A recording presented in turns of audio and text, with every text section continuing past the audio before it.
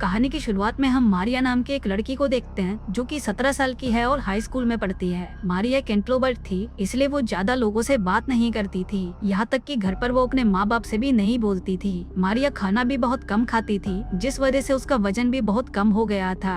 आगे हम मारिया के फादर डैन को देखते हैं जो कि एक प्लास्टिक सर्जन थे। उनको सभी चीजें परफेक्ट रखना पसंद था, इसलिए वो मारिया से बहुत सख्ती से पेश आते थे। इसके बाद हम मारिया की मॉम एमी को देखते हैं जो कि डिप्रेशन का शिकार थी और अक्सर उसे डरावने सपने आया करते थे। आगे हमें पता चलता है कि मारिया के डैड का किसी दूसरी औरत के साथ अफेयर चल रहा था और एमी भी अपने हस्बैंड के अफेयर के बारे में सब जानती थी, लेकिन वो अपने हस्बैंड के सामने ऐसा दिखाती थी जैसे कि उसे कुछ भी नहीं पता। उधर स्कूल में मारिया को मार्क नाम का एक लड़का हमेशा परेशान करता रहता था और बाकी के लोग भी उसकी मदद करने की बजाय उसका ही मजाक उड़ाते थे। मारिया की एक बेस्ट फ्रेंड भी थी जिसका नाम था लिली। वो लिली के बॉयफ्रेंड सीन पर मारिया को क्रश था, जिसके चलते मारिया लिली से जेलस फील करती थी और इसी वजह से मारिया को स्मोकिंग की भी आदत लग गई थी। फिर एक दिन मारिया को अपने घर पर एक सोनोग्राफी की फोटो मिलती है जिसके अंदर ट्विंस बच्चे थे। अब ये देखकर मारिया उसे इग्नोर कर देती है, लेकिन फिर उस दिन के बाद से ही मारिया को उसके शीशे में से आवाजें आना शुरू हो जाती हैं। अब शुरू में तो मारिया को ये सब देखकर बहुत डर लगता है, लेकिन फिर धीरे धीरे मारिया अपने ही मिरर रिफ्लेक्शन से बातें करने लगती है।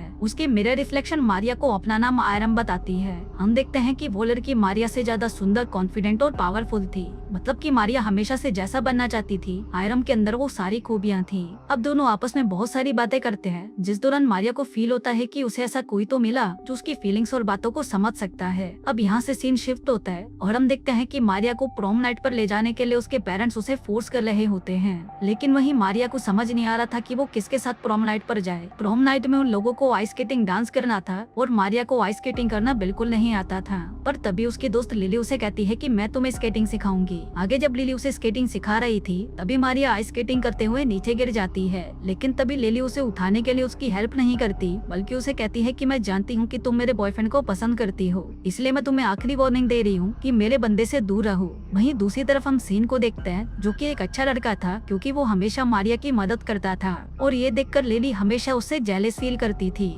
फिर एक रात मारिया अपने फादर के साथ बाहर घूमने जाती है, तभी वहाँ पर मार्क भी आ जाता है और उसे परेशान करने लगता है। अब ये देखकर मारिया के फादर उसे अपने क्लिनिक ले जाते हैं और कहते हैं कि मैं तुम्हें एक सरप्राइज देना चाहता हूँ। मारिया को लगता है कि शायद उसके डैड उसे कार गिफ्ट करने वाले हैं ताकि उसे बस में ना घूमना पड़े, लेकिन क्लिनिक पहुँचते ही मारिया को पता चलता है कि उसके डैड तो उसकी नाक और होठों की सर्जरी करने की सोच रहे थे। अब ये जानकर मारिया बहुत दुखी हो जाती है और घर आकर वो ये बात अपनी नई दोस्त आयरम को बताती है। वो कहती है कि उसके डैड बस उसे परफेक्ट बनाना चाहते हैं और वो उससे कोई प्यार नहीं करते। अब ये सुनकर आयरम भी बहुत गुस्सा हो जाती है और तभी सीन यहाँ से प्रॉम नाइट पर शिफ्ट होता है। मारिया भी तैयार होकर प्रॉम नाइट पे पहुँच जाती है, पर तभी वहाँ पर मार्क आ जाता है और सबके सामने वो मारिया की इंसल्ट कर देता है, जिससे वो रोते हुए वॉशरूम में चली जाती है और अपने मिरर रिफ्लेक्शन आयरम से हेल्प मांगती है। अब आयरम मारिया से अपनी जगह को बदल लेती है ताकि वो उसकी सारी प्रॉब्लम सॉल्व कर सके। इसके बाद आयरम मिरर से बाहर आ जाती है और मारिया की जगह लेकर वो सभी से बदला लेना शुरू कर देती है। अब सबसे पहले वो मार्क को अपनी तरफ अट्रैक्ट करती है, जिसके बाद वो उसे शावर रूम में ले जाकर एक हॉकी स्टिक से उसका घुटना तोड़ देती है।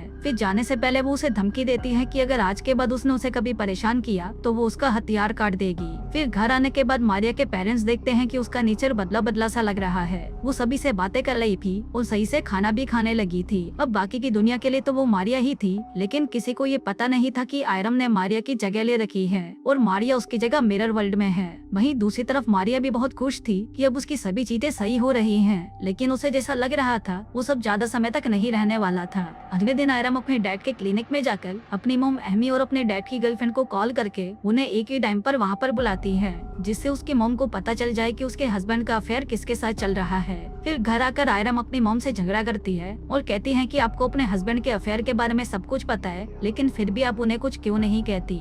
अब ये सुनकर एमी आयरम को एक जोर का चमाट मारती है, लेकिन इसके बाद भी आयरम खुश थी क्योंकि उसकी मॉम को उसके डैड की सच्चाई पता चल चुकी थी। इसके बाद आयरम आइस स्केटिंग की प्रैक्टिस करने लगती है और कुछ ही दिनों में वो आइस स्केटिंग में परफेक्ट हो जाती है। फिर थोड़े दिनों के बाद आयरम लिली को फिर से उसे आइस स्केटिंग सिखाने को कहती है, जिस पर लिली भी उसे सिखाने के लिए मान जाती है। आगे जब वो आइस स्केटिंग करने जाते हैं तो लिली आयरम को परफेक्ट आइस स्केटिंग करता हुआ देखकर हैरान हो जाती है। फिर आइस स्केटिंग करते करते आयरम लिली से बदला लेने के लिए उसे धक्का दे देती है, जिससे लिली दूर जाकर गिरती है और उसके सर पर गहरी चोट लगने की वजह से वो उसी वक्त मर जाती है। वहीं आयरम रोने की एक्टिंग करने लगती है और पुलिस को कॉल लगाकर उन्हें झूठ कहती है कि लिली स्केटिंग करते हुए फिसलकर नीचे गिर गई, उसके सिर पर चोट लगी है और वो कोई जवाब नहीं दे रही। वहीं पर हम फोन के रिफ्लेक्शन में मारिया को रोते हुए देखते हैं, क्योंकि वो ये सब नहीं चाहती थी। थोड़ी देर बाद हम देखते हैं कि लिली की बॉडी को दफनाया जा रहा था और वहीं लिली का बॉयफ्रेंड सीन भी था, जिसको आयरम घूर घूर कर देख रही थी। वहीं पुलिस लिली के मरने के बाद उसकी इन्वेस्टिगेशन करती है, जिस दौरान उनका शक सबसे पहले आयरम पर ही जाता है,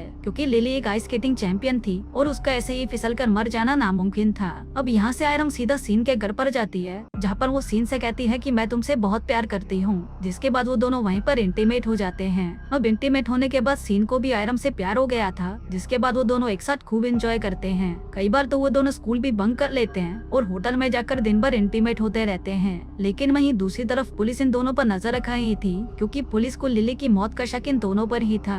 वहीं घर पर मारिया के मॉम और डैड की आपस में लड़ाई हो जाती है और डैन मारिया की मॉम को छोड़कर वहाँ से चला जाता है। फिर एक दिन आयरम और सीन स्कूल बंक करके फिर से होटल में इंटीमेट होने जाते हैं, पर तभी सीन के पास उसकी मॉम का कॉल आता है और वो उसे कहती है कि पुलिस तुम दोनों से कुछ बात करना चाहती है। अब सीन आयरम को अपने साथ चलने के लिए कहता है, लेकिन आयरम उसे पुलिस के पास जाने से मना कर देती है। अभी सुनते ही सीन को आयरम पर शक होने लगता है और वो उसे कहता है कि तुमने ही लिली को मारा है, जिसके बाद वो पुलिस को सच बताने के लिए वहाँ से जाने लगता है। पर तभी आयरम सीन के सर पर एक बोतल मार देती है, जिससे सीन की वहीं पर मौत हो जाती है। इसके बाद आयरम दारू पीकर मारिया के डैड के क्लिनिक पर जाती है और वो उनसे कहती है कि क्या आप मुझसे तब भी प्यार करते जब मैं परफेक्ट नहीं होती। अब यहाँ से कहानी फ्लैशबैक में जाती है और हम देखते हैं कि मारिया की मॉम जब प्रेग्नेंट थी तो उसके पेट में 2 बच्चे थे और उनमें से एक बच्चा नॉर्मल नहीं था। अब क्योंकि डैन को एक परफेक्ट बच्चा चाहिए था, इसलिए उसने दूसरे बच्चे के पैदा होते ही उसे घर के बाहर दफना दिया और वो बच्चा और कोई नहीं बल्कि आयरम ही थी। अब यहाँ पर डैन उसे जवाब देता है कि हाँ, मैं तब भी तुम्हें उतना ही प्यार करता अगर तुम परफेक्ट नहीं होती।